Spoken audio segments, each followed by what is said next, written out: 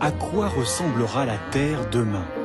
Y aura-t-il encore des campagnes avec des éoliennes au milieu?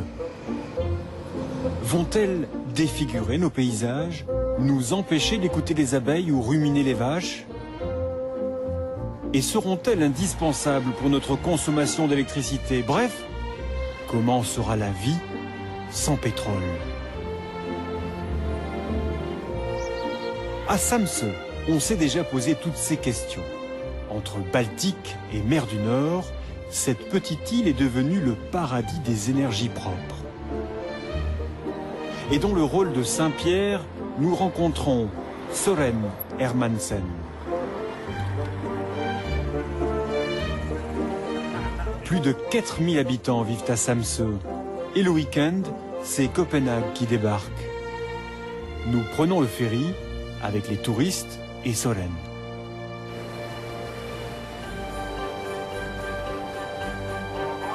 Le visage rond du fermier et les petites lunettes du professeur. Søren a eu 2 métiers avant de devenir ambassadeur de l'île dont parle la terre entière. Mon île est exceptionnelle parce que j'y habite, évidemment. C'est ma maison, elle est une partie de moi. Voilà pourquoi je la trouve exceptionnelle.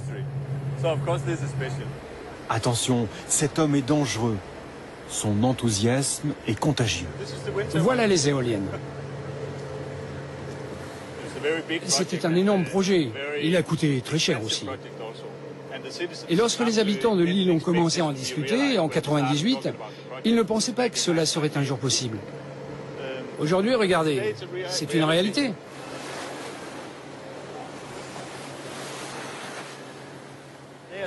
Elles sont installées dans une zone peu profonde. Entre cette zone et les rivages de Samsø, il y a une distance de 3,5 km. Donc nous avons un câble sous-marin qui est connecté à Samsø. Venez, je vais vous montrer.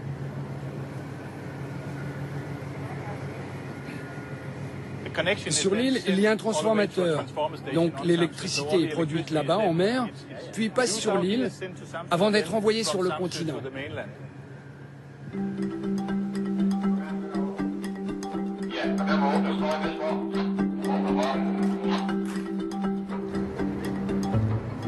Nous débarquons dans l'île verte. Vélo fortement conseillé. Et pour se fondre dans le décor, on pourra toujours se joindre aux randonneurs du dimanche, aller acheter des pommes de terre nouvelles ou boire du bon lait frais, spécialité locale. Finalement, avec notre véhicule, on se sent presque fautif dans un environnement propre. Et il y a beaucoup de vent sur cette île. Pas de montagnes, des paysages plats entourés par la mer. On a donc à terre presque les mêmes conditions qu'en mer. C'est une situation idéale.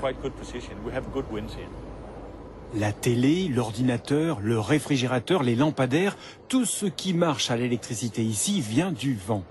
100% d'énergie éolienne, une révolution verte qui rapporte à tout le monde. La première éolienne appartient à ce domaine. Ce sont les terres d'un duc. Ah oui, on a un duc ici. La deuxième appartient à une coopérative composée de 400 actionnaires locaux, qui possèdent aussi une autre éolienne dans l'île. Et la troisième là-bas appartient à un fermier qui vit un peu plus au nord.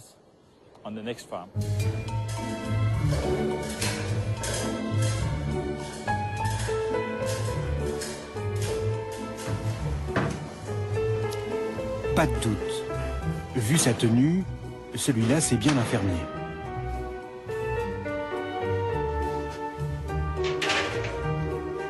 Mais depuis peu, Jørgen Tranberg est un entrepreneur énergétique.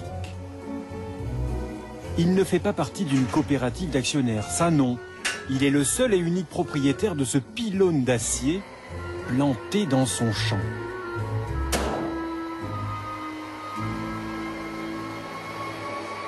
50 mètres d'échelle plus haut, nous avons rendez-vous avec un gars de la Terre pour une interview au sommet.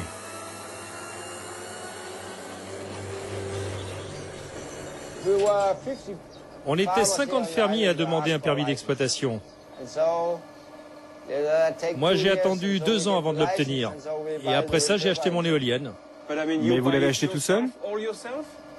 Oui, ça m'a coûté 800 000 euros. Alors que s'est-il passé? Vous êtes allé à la banque, c'est ça? Oui, et ça m'a pris 10 minutes. Oui, 10 minutes, mais pour celle en mer, c'était beaucoup plus compliqué. À cause des risques, du manque de visibilité. Alors j'ai dû changer de banque et aller à 300 km de là. Vous avez donc une éolienne sur terre et des parts sur une autre éolienne en mer, c'est ça? Oui, j'en possède la moitié d'une en mer. Donc je vends plus d'électricité que de lait.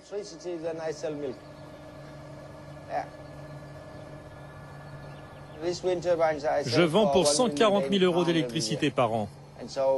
Mais je dois aussi payer l'assurance, la maintenance et quelques services. En moins de 8 ans, Jürgen a amorti son investissement. Alors vous êtes l'homme le plus riche de l'île? Non, non. Non mais ça se pourrait quand même. Non, ça ne m'intéresse pas vos histoires. Grâce aux tarifs généreux et garantis par l'État, Jürgen produit de l'énergie verte et rembourse ses emprunts tout en surveillant le bétail. L'écologie de marché, une recette bien connue aujourd'hui. Encore fallait-il que les moulins à vent soient acceptés par la communauté insulaire. Il y a un aspect psychologique avec les éoliennes. Si une personne de l'extérieur, appartenant à une société d'une grande ville par exemple, débarque ici et cherche à implanter des éoliennes, eh bien, les gens regarderont l'intrus de travers et diront « C'est quoi ce truc-là? J'aime pas ça, c'est moche et ça me dérange, ça gâche mon environnement. » À l'inverse, si vous êtes au courant du projet, qu'on vous tient informé, que vous participez à des réunions et qu'au final on vous propose d'investir dans une éolienne, au final vous vous dites « Elles sont là pour une bonne raison, j'en suis actionnaire, je les aime. » La coopérative collective, c'est le principe de la réussite à Samsø. Y en aurait-il qui n'aimeraient pas ces grands moulins squelettiques et s'élèveraient contre leur pollution sonore et visuelle? Y aurait-il ici un lobby d'opposants comme en France par exemple? Allons interroger les voisins. Moi, je les trouve magnifiques. Et vous, monsieur? Eh bien, les éoliennes ne me gênent pas du tout. En fait, si elles étaient beaucoup plus grandes, elles ne seraient plus à la dimension de cette petite île. Alors les nouvelles éoliennes sont effectivement plus grandes. Et celles-là, elles ont leur place, mais en mer. Ici, au lieu d'avoir une belle voiture, on a de l'énergie verte. C'est mieux vu. Bon, eh bien cela c'est fait. Essayons donc un peu plus loin. Oui, il y a des jours où on les entend, c'est vrai.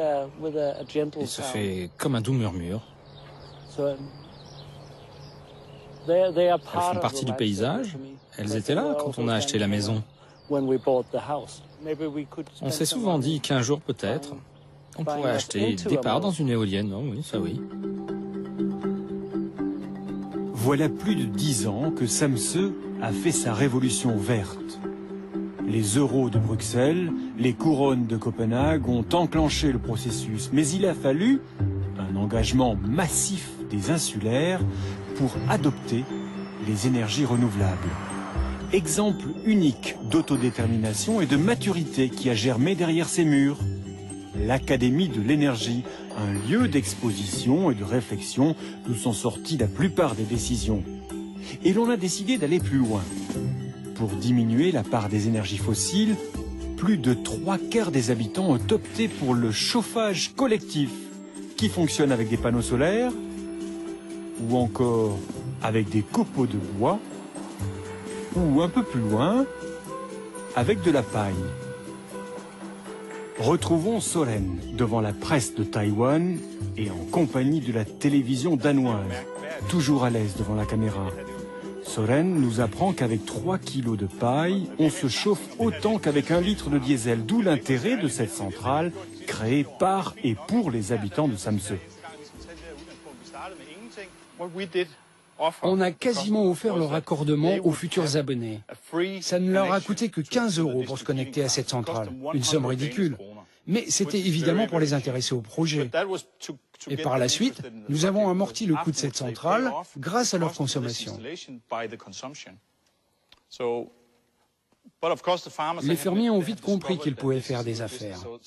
Et au moment de signer les contrats, ils voulaient nous vendre la paille plus chère. Mais bon, c'est le marché. Et c'est intéressant d'avoir des producteurs locaux parce que l'on ne dépend plus de l'Arabie Saoudite pour le pétrole. Finalement, on ne dépend que de ce qui est produit dans nos champs, à côté de nous. Nous sommes producteurs d'énergie et ça, c'est chouette. Voici la plus grande réalisation des Iliens. 10 éoliennes en mer dont le gouvernement n'aura pas à supporter le coût d'installation puisqu'elles appartiennent à tout le monde. Nous embarquons avec un vieux loup de mer. 40 ans de pêche dans les bottes. Et au fait, tout ce béton, ça abîme la mer, non, Niels?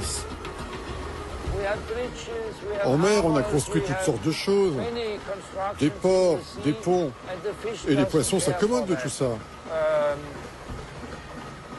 Ouais, pour moi, les éoliennes n'ont ni une bonne ni une mauvaise influence sur la pêche.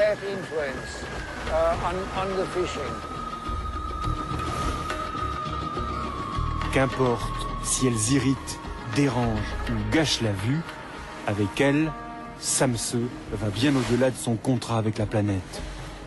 L'île exporte en effet ses kilowatts sur le continent et présente un bilan négatif en dioxyde de carbone.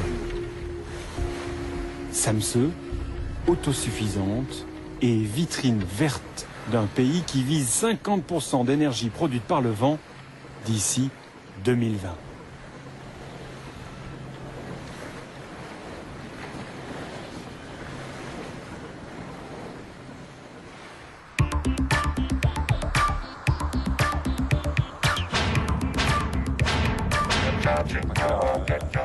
Bienvenue dans une nacelle d'éoliennes, une installation à la pointe de la technologie, résultat de nombreuses années d'avance en matière de recherche.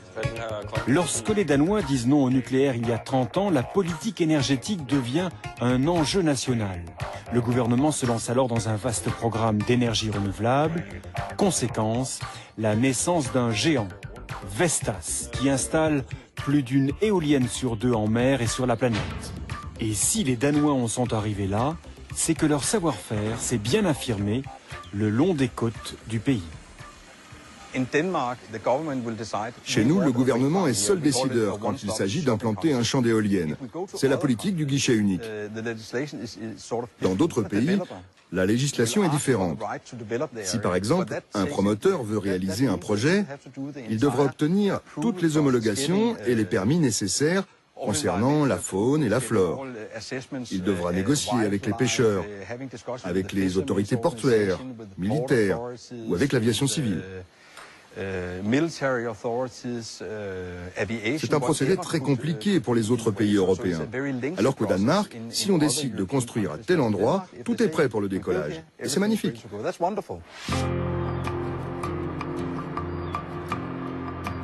L'exemple de Samsø ne s'est pas arrêté là. Cette cité portuaire de 25 000 habitants ambitionne d'ici 2015 d'être la première ville de la planète alimentée en énergie renouvelable. Exsangue, après la fermeture de ses chantiers navals, Frederikshavn parie sur l'économie verte. La ville se chauffe désormais avec le recyclage des déchets, la biomasse, l'éolien, le solaire. Une nouvelle fois, le système coopératif fait ses preuves. Michael Coe, cheville ouvrière du projet. Tous les consommateurs ont décidé ensemble d'investir dans cette centrale solaire qui aujourd'hui leur appartient. Elle va permettre d'économiser jusqu'à 25% de leur consommation habituelle de gaz. Le coût des investissements de Frederikshavn est estimé à 200 millions d'euros. Michael compte sur l'implication des principales entreprises énergétiques. Le reste est affaire de volonté, d'audace, comme planter des palmiers sur une plage de Viking par exemple. Nous n'avons plus d'énergie fossile. Au Danemark, il nous reste des réserves de gaz naturel pour 15 ans tout au plus. Ensuite, on devra en acheter à la Russie ou ailleurs. Nous devons donc faire quelque chose. Et quel est notre choix? Allons-nous être les premiers ou préférons-nous rester assis les bras croisés à attendre que les autres agissent à notre place? On n'a plus le choix, et ça, les gens l'ont bien intégré.